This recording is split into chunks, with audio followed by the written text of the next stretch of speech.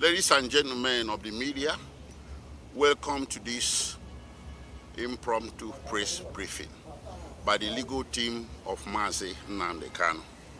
My name is Aloy Ijmako. I'm the special counsel to Mazi Nnamdi Kanu. On my left is Nnemeka Ejiofor Esquire. Next to him is Jude Ugwanyi Esquire. Next to him is Chidiebere Nwodo Esquire. And on my right is Prince Mandela Umeboroku Esquire. Next to him is Ikenna Wangu Esquire. This is an observer member of the legal team with us today. Welcome one more time. We called this impromptu press briefing basically to recap on what happened in court on 24th September 2024. What happened is an exemplar of a defendant exercising his right under the Constitution when he loses confidence in the court before whom he has been brought to trial. It is nothing extraordinary. It didn't have to happen, but it happened for a reason. The reason is simple. We have contended, we have complained even in the media, and we have filed motions upon motions before the High Court, submitting evidence that where Mazi Nnamdi Kanu is currently detained complicates his preparation for trial because of several unconstitutional incidents or conducts by the DSS. One, the DSS seizes our legal documents. Two, the DSS listens to our conversations. These things led to an extraordinary court order by the former Federal High Court judge handling this case that we be provided a clean room free from secret listening devices in order to be effective in preparing him for trial confidentially. That clean room was not provided, and the DSS continued to interdict our documents each time we go there. Under Section 36 of the Nigerian Constitution, this is wrong. A defendant is entitled, as of constitutional right, to the adequate facility to prepare his defense, and to interact with his counsel in an atmosphere of confidentiality free from any interference whatsoever. So given that DSS has become very stubborn in complying with these court orders, we did in fact file also a contempt proceeding which is pending before the Federal High Court. But there is no change in circumstance which made it impossible for us to prepare Mazi Nnamdi Kanu for trial. So when on 24 September, the judge insisted that trial must proceed in the face of all these anomalies, our client had no choice. Not we as counsel had no standing to recuse the judge. It was our client, the defendant, that has the constitutional standing. So he rose up to exercise that constitutional right, because with this atmosphere of not being prepared for his trial, how could the judge insist that trial must continue? That was exactly what led to the loss of confidence in the judge and the request for recusal. I'll stop here so far so that my other colleagues can give you other background to this case and why you are here today. Thank you. You hear what the second lawyer have said, you heard what the first lawyer said, Ejimako have said. These are the things we see in our country. Like, the country are just busy violating our laws, our rules. I thought that the government should be the ones leading by example by obeying the laws and the rules in this country. But guess what?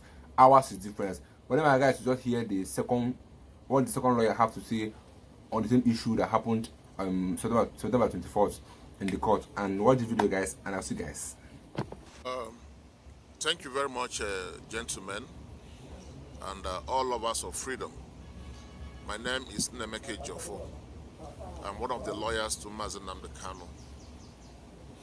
A lot of people have been asking questions as to what happened in court in September 24th, 2024.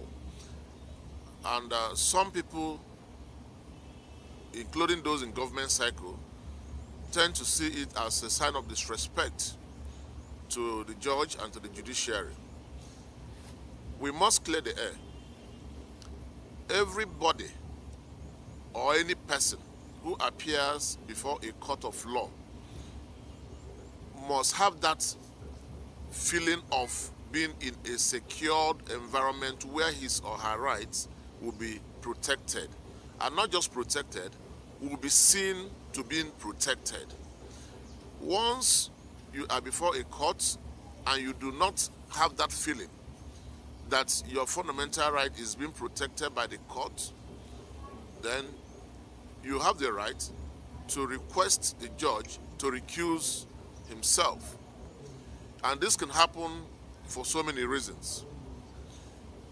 There are reasons why Nnamdi Kanu had to take that very tough option of asking the judge to recuse herself. One of which is that Nnamdi Kanu believed that the judge was respectful to the Supreme Court's judgment or decision that his bail be restored. Nnamdi Kanu felt if a federal high court judge does not respect the decision of the Supreme Court, then there is no need standing trial before such a judge. Be that as it may, we feel the need to enlighten the public and to let everybody know that it was not an act of disrespect whatsoever to the Honorable Learned Justice Binta Inyako. She remains a very sound judge, an astute judge, and a judge we all love to appear before. Thank you very much. Yeah, good afternoon, sir, to all of us. My name is Jude Ugwai. I'm one of the lawyers to Nnamdi Kanu, and I hail from Enugu State, Enugu Ezike in particular. The one thing I'm so particular about is the issue of insecurity in the southeast.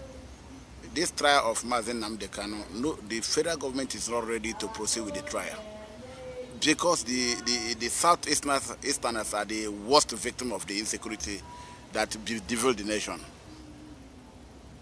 I did say that my name is Jodo. I have lost a brother who was in final year, Faculty of Law, to this insecurity. Each time we go to court, they will say they are ready for trial. But you cannot be ready for trial when the atmosphere you create is not sufficient or conducive for the defendant to properly conduct the defense. Now, as a result of this insecurity, I cannot even travel to my village. You say, please give us time, we think we to do the needful. And they said it is impossible. That was why Nnamdi Kanu insisted that this trial cannot go on. Because if the federal government should consider the insecurity in the southeast and being aware that their primary responsibility is to secure the life and property of the citizens, they should allow this man either bail or give him enough room to discuss with his lawyers so as to effectively defend himself. So in the absence of all these things, I think, in my view, that Nnamdi Kanu was right to say, I need another judge. Nnamdi Kanu never said, I need a particular judge. He said, I do not want to subject myself to this particular judge, but any other judge of the High Court is okay. That is what we see, and that is what we take. And any other judge they give us, we are ready to go with the trial, provided we foresee non-bias and impartiality. Thank you. Thank you, my viewers, for watching this short video from Ejimako, Nnamdi Kanu's lawyer. What do you think, or do you agree with what Ejimako have just said concerning Nnamdi Kanu's trial? Please don't hesitate to drop your comment down below the comment box. Click on the subscription button as well as the bell button for more updates. Thank you.